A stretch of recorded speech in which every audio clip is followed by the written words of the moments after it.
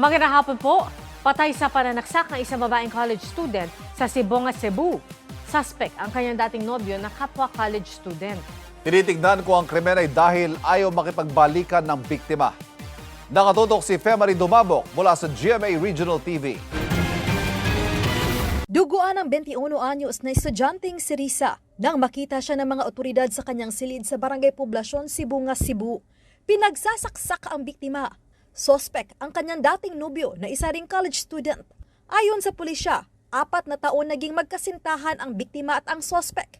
Batay sa paunang investigasyon, kaninang pasado 8:00 ng umaga, nagtungo ang suspect sa bahay ng biktima na kasama ang kapatid ng mga oras na iyon.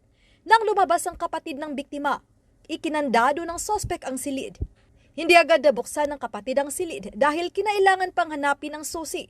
Nagpatulong siya sa mga kapitbahay para tumawag sa pulisya. Nang rumisponde ang mga pulis at prasahan ng mabuksan ang pinto, wala nang buhay ang biktima dahil sa mga saksak sa iba't ibang bahagi ng katawan. Duguan ding natagpuan ang suspect na ayon sa pulisya ay sinaksak umano ang sarili. Dinala sa ospital ang suspect. Patuloy na iniimbestigahan ang krimen. Mula sa GMA Regional TV, Femari Dumabok, nakatutok 24 oras.